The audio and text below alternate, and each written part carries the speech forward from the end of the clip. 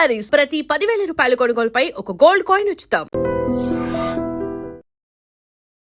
Sir ఇక్కడ అంటే question కొంచెం లెంత్గా ఉండొచ్చు, బట్ అడుగుతున్నాను. కౌశల్ని అభిమానించే కొన్ని లక్షల మందికి ఈరోజు ఒక డౌట్ ఉంది. కౌశల్ ఎందుకు ఇంకా పెద్ద సినిమాల్లో ఎక్కువ రోల్స్ చేయట్లేదు, ఎక్కువగా ఎందుకు స్క్రీన్ మీద కనిపించట్లేదు అని చెప్పి వాళ్ళందరికీ ఒక డౌట్ ఉంటుంది. సో ఇక్కడ మిమ్మల్ని తప్పుగా అనుకునే అవకాశం కూడా ఉంది. నిజంగా కౌశల్ సీరియస్గా ట్రై చేయట్లేదా? ఇండస్ట్రీ కౌశల్ని పట్టించుకోవట్లేదా? అసలు 2018 నుంచి 2025 వరకు మీరు ప్రయత్నాలు ఏ విధంగా చేశారు అవకాశాల కోసం? నాకు అది కాస్త డీటెయిలింగ్గా కావాలి సార్. అంటే మీ దృష్టిలో సక్సెస్ అంటే ఏంటి అసలు యాక్చువల్గా? అంటే సినిమాలు ఒక్కటే సక్సెసా?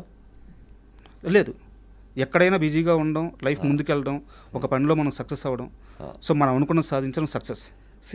చాలామంది దృష్టిలో అంటే యాజ్ అన్ యాక్టర్ డెఫినెట్గా బయటకు వచ్చిన తర్వాత 10 సినిమాలు చేయాలనుకోవడంలో తప్పు లేదు sir. But as a person I'm succeed after the Bigg Boss actually. అంటే బిగ్ బాస్కి ముందు నేను నిజంగా మేబీ 100కి ఒక 20-30 మందికి తెలిసి ఉంటుంది. బట్ బిగ్ బాస్ నుంచి బయటకు వచ్చిన తర్వాత 100కి 90 మందికి తెలుసు నేను. సో ఆ 90 మందికి తెలియడమే ఒక పెద్ద సక్సెస్ యాక్చువల్గా. ఇప్పటికీ కూడా యూఎస్కి వెళ్ళినప్పుడు, లేకపోతే ఆఫ్టర్ 7 years యూఎస్కి వెళ్ళినా కూడా ఆ 2018లో బిగ్ బాస్కి బయటకు వచ్చినప్పుడు ఎలాంటి అభిమానం, ఎలాంటి ఆప్యాయత ఉందో ఇప్పటికీ నన్ను చూస్తే చాలామంది పెద్దవాళ్ళు కన్నీళ్ళు పెట్టుకుని నువ్వు ఎలా తట్టుకున్నావయ్యా లోపల అంతమంది మధ్యలో ఏడుస్తూ ఉంటారు యాక్చువల్గా. ఇప్పటికీ అదే ఫీలింగు, అదే ప్రేమ ఉంది. So that is a big success for me. But as an actor మీరు ఆ క్వశ్చన్ తీసుకొచ్చారు కాబట్టి, చిన్నప్పటి నుంచి ఎన్నో కళలతో హైదరాబాద్లో అడుగుపెట్టాం. నేను హైదరాబాద్లో అడుగుపెట్టినప్పుడు సో నేను నా age around 18.5 maybe. I think నేను ఇంజనీరింగ్ చేస్తున్నప్పుడు ఇక్కడికి వచ్చాను అనమాట యాక్చువల్గా. సో ప్రాగా టూల్స్లో ప్రాజెక్ట్ వర్క్ చేస్తూ హైదరాబాద్లో సెటిల్ అవ్వడం జరిగింది.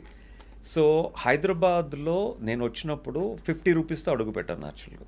ఐ రిమెంబర్ యాక్చువల్గా మేము వైజాగ్ నుంచి హైదరాబాద్ షిఫ్ట్ అవుతున్నప్పుడు నేను, మా మదర్, మా ఫాదర్ వస్తుంటే సూట్ కేస్ పెట్టి కిందన బయట డోర్ దగ్గర మా సిస్టర్ వాళ్ళకి సెండ్ ఆఫ్ బాయ్ చెప్పి వస్తున్నప్పటికీ మా సూట్ కేసులన్నీ ఎవరో తీసుకెళ్ళిపోయారు యాక్చువల్ ట్రైన్లో. మేము మళ్ళీ బ్యాగ్కి వచ్చి చూసుకున్నప్పటికీ సూట్ కేసులు లేవు. ఆ సూట్ కేసులో మాకు హైదరాబాద్ రావడానికి కావాల్సిన డబ్బు, మా మదర్ నగలన్నీ అందులో ఉన్నాయి. ఎప్పుడైతే సూట్ కేసులు 3 సూట్ కేసులు మాయమైపోయాయి వచ్చినప్పటికీ, వాళ్ళకి బాయ్ చెప్పి వచ్చినప్పటికీ సూట్ కేసులు లేవు. మేము రన్నింగ్ ట్రైన్ నుంచి 3 దూకాల్సి వచ్చిందనమాట. అంటే ఏమీ లేకుండా హైదరాబాద్లో ఏం చేస్తామని చెప్పి రన్నింగ్ ట్రైన్లోంచి మా మదరు, మా ఫాదరు, నేను 3 దూకేసి మళ్ళీ పోలీస్ కంప్లైంట్ ఇచ్చి చాలా రోజులు వెయిట్ చేస్తాం. బట్ సూట్ కేసులు దొరకలేదు. దాంతో మేము హైదరాబాద్ వెళ్ళడానికి దాచుకున్న డబ్బు, మా మదర్కి ఉన్న కొంచెం కొద్దిపాటి నగలు అన్నీ పోయాయి అన్నమాట.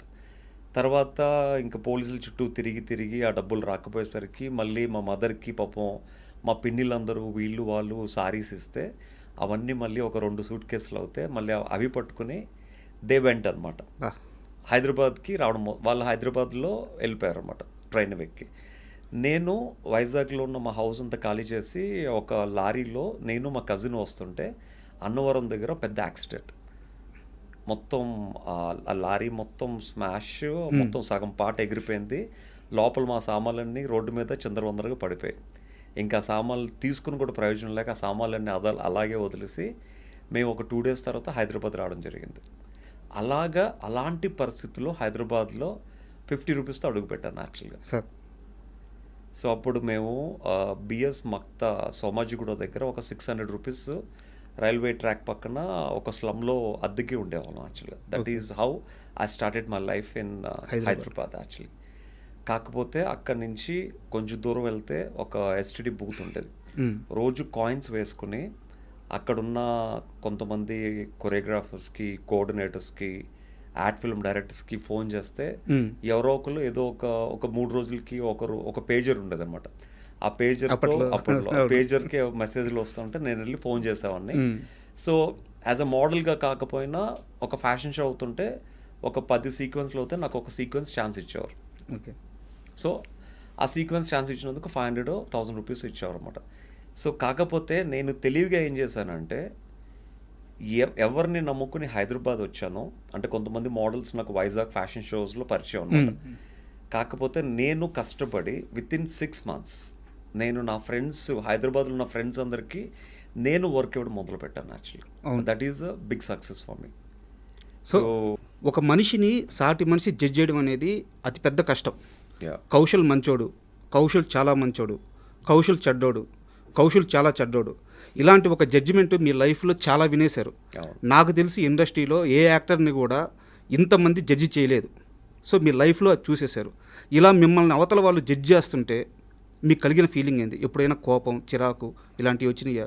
సో ఈ జడ్జిమెంట్ అనే పదం విన్నప్పుడు మీకు ఎలా అనిపిస్తుంది? అంటే ఒక మధ్య తరగతి కుటుంబం నుంచి వచ్చిన నాకు చిన్నప్పటి నుంచి ఎన్నో డ్రీమ్స్ ఉండేవి, లైఫ్లో ఇలా అవ్వాలి అలా అవ్వాలని. అంటే ఇలాంటి జడ్జ్మెంట్ నన్ను చిన్నప్పటి నుంచి చేస్తూనే ఉన్నారు యాక్చువల్గా. నేను చిన్నప్పుడు అంటే అరౌండ్ 14-15 ఇయర్స్లో మోడల్ అవుతానంటే నువ్వు మోడల్ ఏంటరా అని చెప్పి నా ముందు నవ్వుకునే వాళ్ళు ఉన్నారు, నా ముందు జోక్స్ వేసుకునే వాళ్ళు ఉన్నారు. సో వాళ్ళ జోక్స్ని చూసి నాలో ఇంకా కసి పెరిగేది యాక్చువల్గా. వీళ్ళు నన్ను జడ్జిమెంట్ చేస్తున్నారు, నేను ఏదో ఒక టైంలో I have to show them అని చెప్పి with in 2 years at the age of 16-17కే నా పేపర్లో పెద్ద ఆర్టికల్ వచ్చింది. విశాఖపట్నం నుంచి ఫస్ట్ టైం ఒక పెద్ద ఫ్యాషన్ కాంపిటీషన్కి సెలెక్ట్ అయినట్టు. సో అప్పుడైతే వాళ్ళు నోరు మోసారు. తర్వాత 18 years అప్పుడు గ్రావియర్ అడోనస్ మ్యాన్ ఆఫ్ ది ఇయర్కి విశాఖపట్నం నుంచి ఆంధ్రప్రదేశ్ నుంచి సెలెక్ట్ అయిన ఫస్ట్ మోడల్గా నాకు పేరు వచ్చిందనమాట. ఓకే. సో అప్పుడు అందరూ నోరు మోసారు యాక్చువల్గా. సో ఇన్ఫ్యాక్ట్ నేను బిగ్ బాస్కి వెళ్ళినప్పుడు కూడా నా గురించి వెళ్ళిన 2వ రోజు 3వ రోజు జడ్జ్ చేయడం మొదలుపెట్టారు. ఇన్ఫ్యాక్ట్ నాకన్నా ఎంతో వయసులో చిన్న అయిన దీప్తి సునాయన కూడా కౌశల్యం ఉంది, రేపు మా వెళ్ళిపోతాడు అని జడ్జ్మెంట్ చేశారు. నాకు ఎవరన్నా జడ్జ్మెంట్ చేసినప్పుడు I take it as a challenge. Okay. I feel like I want to prove the best. Okay. అంటే వీళ్ళు నిన్న కాక మొన్న వచ్చారు, వీళ్ళు నన్ను జడ్జ్ చేసే స్టేజ్కి వచ్చారా, నేనేంటో వాళ్ళతో పాటు ప్రపంచానికి ప్రూవ్ చేయాలని. అట్లా యాక్చువల్గా నేను బిగ్ బాస్ అంత కష్టపడి ఆడవసరం లేదు ఆ కంటెస్టెంట్స్తో. బట్ నేను కావాల్సిన దానికన్నా ఎక్కువ కష్టం పెట్టాను, ఎక్కువ ఆలోచించాను, ఎక్కువ కసితో ఆడాను. సో మామూలుగా బిగ్ బాస్ కంటెస్టెంట్కి రావాల్సిన పేరు కంటే చాలా ఎక్కువ వచ్చింది యాక్చువల్గా. So that is what I accept challenges. Okay.